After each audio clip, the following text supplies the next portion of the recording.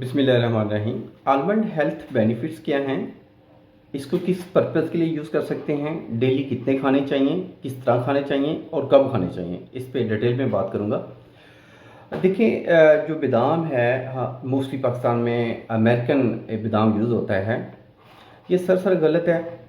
आप देसी बादाम का इस्तेमाल करें। देसी जायके के लिहाज से उतने अच्छे नहीं होते जितना अच्छा जायका अमेरिकन बादाम का है। तो आप देसी खाएं। देसी में ज़्यादा ऑर्गेनिक है, ज़्यादा ऑर्गेनिक की जो चीज़ होती है वो ज़्यादा अफेक्ट करती है। अब यह है जी कि इसको खाने का सही तरीका क्या है। देखिए, बादाम को कभी भी छिलके समेत मत खाएं, क्योंकि उसकी वजह यह है कि क्योंकि बादाम का जो छिलका है वो हमारा स्टमक उसको हज़म नहीं कर पाता, तो इसलिए उसका छिलका उतारना ज़रूरी है। अब छिलका उतारने के लिए इसको रात को भिगो दें।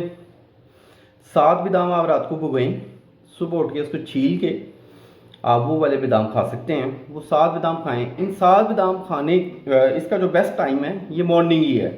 मतलब मॉर्निंग में आप खाएंगे तो आपको बहुत ज़्यादा अच्छे नतीजे मिलेंगे। जो स्टूडेंट हजरात हैं जिनकी नज़र वीक है या जो आँखों का इस्तेमाल ज़्यादा करते हैं, मतलब स्क्रीन वगैरह का इस्तेमाल ज़्यादा करते हैं, स्टडी ज़्यादा करते हैं, तो उनको चाहिए कि डेली 5 से 7 बादाम लाजमी खाएँ।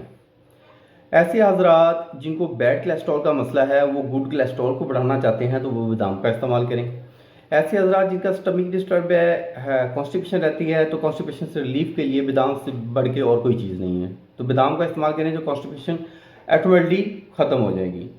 ऐसे हजरात जिनकी मेमोरी वीक है, हाफजा कमज़ोर है, वो इसका इस्तेमाल करेंगे तो वो भी ठीक हो जाएंगे।